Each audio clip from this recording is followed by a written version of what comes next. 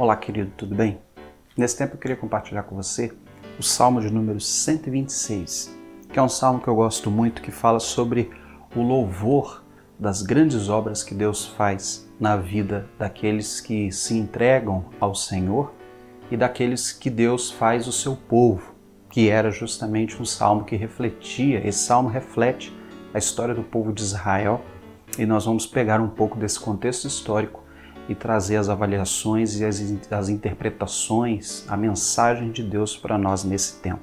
O Salmo de número 126 é um salmo junto de um bloco, de salmos pequenos que eram cantados quando o povo ia peregrinando ao templo de Jerusalém, quando o povo ia a Jerusalém para adorar a Deus. E esse salmo é uma recordação a respeito daquilo que Deus outrora tinha feito no passado e um clamor, uma oração para que Deus novamente estabeleça ou demonstre a sua graça, a sua misericórdia e o seu poder em favor do povo. O Salmo de número 126 diz assim: quando o Senhor nos trouxe do cativeiro de volta a Sião, ficamos como quem sonha. Então nossa boca se encheu de riso e nossa língua de cântico de alegria.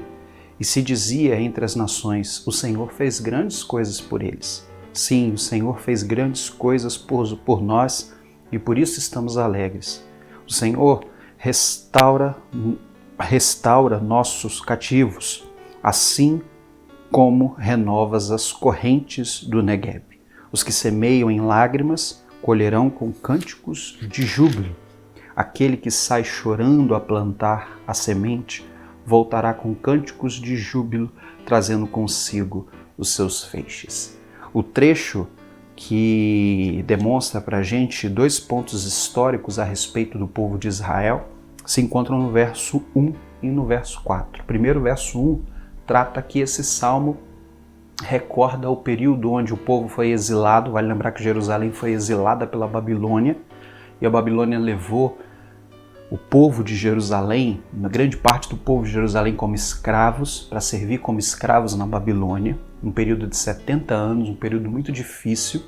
E depois, quando a Medo-Pérsia ganha o poder, ganha ali as guerras, estabelece o domínio do Império Medo-Persa sob a Babilônia cai, deixa de ser a grande Babilônia, o grande Império Babilônico. A Medo-Pérsia não tratou mais os escravos da Babilônia como escravos da Medo-Pérsia. Concedeu aos escravos que a Babilônia tinha, concedeu a estes a liberdade. E foi por meio da Medo-Pérsia, do Império Medo-Persa, que o povo de Jerusalém, ou os filhos de Jerusalém que foram levados escravos, e aquela geração nova que se sucedeu aos pais, foram estes que regressaram a Jerusalém, livres da escravidão. Deus usou a Medo-Pérsia para libertar o povo de Israel da escravidão da Babilônia. E a Bíblia diz que esse salmo relata justamente isso. Quando o povo voltou, o verso 1 diz: quando o Senhor trouxe os cativos de volta a Sião, ficamos como quem sonha. Esse é o período que Israel viu a boa mão de Deus trazendo a eles a libertação. E essa libertação, ela foi significativa ao povo, que até se transformou num cântico. Assim como a libertação do Egito também é muito utilizada como um sinônimo da boa mão de Deus e da misericórdia de Deus sobre o seu povo. E no verso 4, a gente percebe como ele diz: Senhor, restaura nossos cativos, assim como renovas as correntes do Negueb. Vale lembrar que quando ele fala sobre as correntes do Negueb, ele está falando sobre renovar as águas, ou seja, trazer novamente vida. Vale lembrar que esse trecho, esse lugar aqui, possivelmente ali entre Berseba, a gente percebe que é um terreno semiárido e que em muitos momentos do ano aquilo ali se transforma num lugar quente demais, sem água, e a vida acaba se esvairando. E em períodos do ano que voltam as chuvas, aquele período, aquela vegetação que outrora estava morta, quase como numa espécie de mágica, de bênção divina, tudo aquilo ali se renova e novamente lugares que estavam desertos e mortos voltam a ter vida por causa dessas correntes, por causa desses pequenos feixes de água que saíam do Negueb, de um rio específico dessa região. Vale lembrar que essa simbologia traz justamente o sinônimo de vida. E o verso 4 diz que possivelmente Israel estava passando por um período onde ele estava sendo provado, estava passando por um período quase que de escravidão, que historicamente a gente não consegue definir o período exato e nem o contexto que se insere essa narrativa. Mas a gente percebe que o salmista ele está aflito de alguma forma, pedindo a Deus um socorro, pedindo a Deus para que, da mesma forma que o Senhor os fez, né, com que o povo de Israel ficasse tão feliz e tão alegre na libertação da escravidão da Babilônia, que o povo fizesse isso novamente para com eles, porque eles precisavam desse refrigério, dessa vida nova diante do seu povo. E, obviamente, que esse salmo tem dois ensinos maravilhosos à nossa vida. O primeiro é que Deus faz grandes coisas por nós.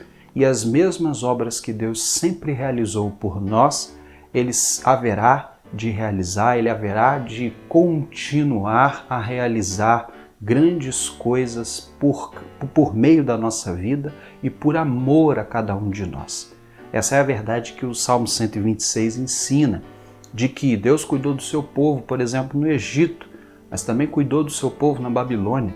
E em todos os períodos da história de Israel, Deus cuidou do seu povo. Assim como, nos dias de hoje, todos aqueles que se entregam à pessoa do Senhor Jesus Cristo e que são fiéis à mensagem do Senhor Jesus Cristo, mesmo em momentos de tanta dificuldade, continuarão sendo cuidados por Deus.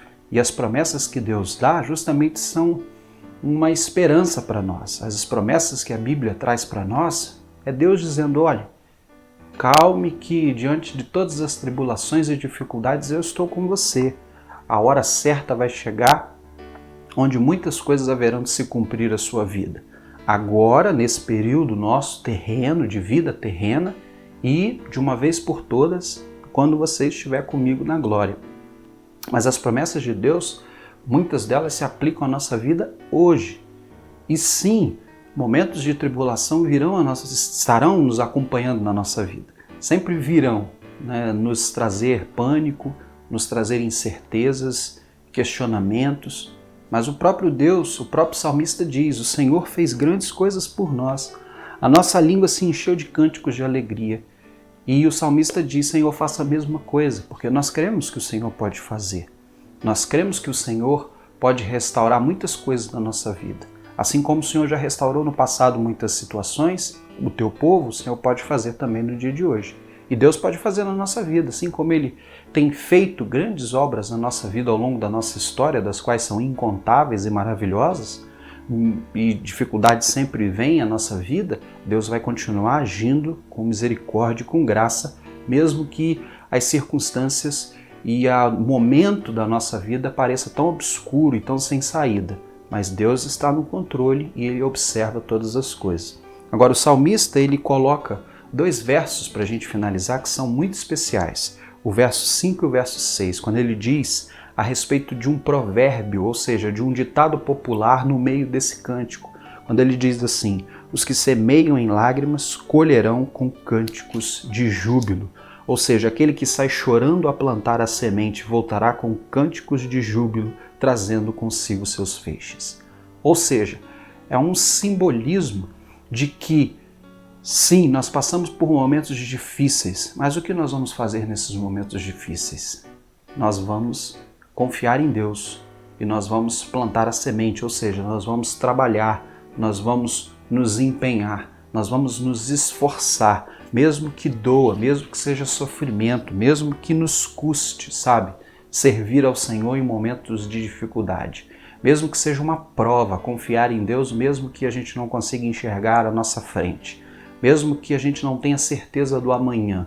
E mesmo que pareça que está dando tudo errado, que é mais certo as derrotas à nossa vida do que as vitórias.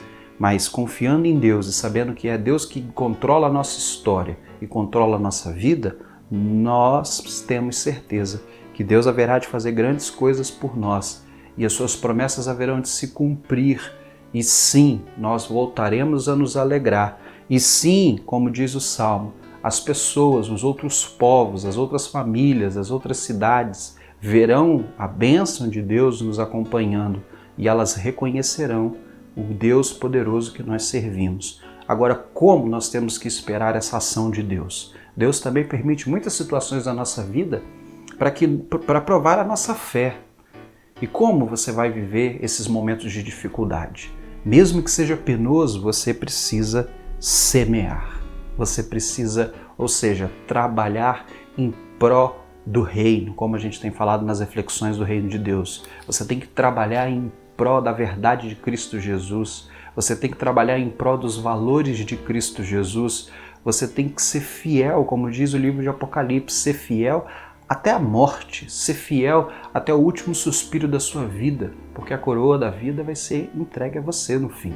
Ou seja, a promessa acompanha aqueles que estão debruçados sobre o princípio da vontade de Deus e dos valores de Deus. E sim, Deus enche a nossa vida de alegria e há de testemunhar a sua bênção, testemunhar a sua glória, testemunhar as suas maravilhas por meio da nossa história. Mas é necessário a gente fazer isso aqui, como diz o verso 6, aquele que sai chorando a plantar a semente. Ou seja, eu planto a semente. A semente aqui pode ser um simbolismo dos valores divinos. A semente aqui pode ser simbolismo do amor. A semente aqui pode ser simbolismo de ser bênção na vida do outro, mesmo que isso me custe e mesmo que eu não tenha certezas concretas a respeito da minha vida e do meu futuro. Mas a palavra de Deus diz: este voltará com cânticos de júbilo, trazendo consigo seus feixes. Essa é a promessa de Deus para a nossa vida e que consigamos viver sabendo que Deus faz grandes obras. Aqueles que, em momentos de maior dificuldade, eles plantam a semente. Vamos orar? Deus, nós te agradecemos porque a Tua palavra nos ensina a confiar em Ti e viver para o Senhor mesmo em momentos de dificuldade. Porque o Senhor é maravilhoso, é um Deus que nos sustenta, que nos ampara e que está conosco em todos os momentos. Nós te agradecemos porque o Senhor é um Deus fiel, sempre foi e sempre será o Deus soberano que cuida dos seus e que consigamos viver para Ti, mesmo nos momentos de maior dificuldade. E que o Senhor promova, assim como o Senhor promoveu a Israel, tanto no Egito, quanto na Babilônia, quanto em muitos momentos históricos, que o Senhor promova a nossa vida libertação. Não só a libertação, ó Deus, de coisas que nos afligem, dos nossos problemas, mas também dos males que assolam a nossa alma e a nossa mente. O medo, o pânico, a ansiedade, a depressão, ó Deus, os nossos temores, que sejam aliviados na confiança e na esperança que temos no Senhor. E que mesmo diante das dificuldades, que o Senhor nos mostre, ó Deus, o Teu poder, a Tua misericórdia, a Tua bondade, e que vejamos, ó Deus, todos os dias a obra do Senhor na nossa vida, por meio do fruto, dos feixes que o Senhor nos permite colher pela Tua misericórdia. Nós oramos, ó Deus, no nome do Senhor Jesus. Amém. Deus abençoe sua vida, em nome de Jesus.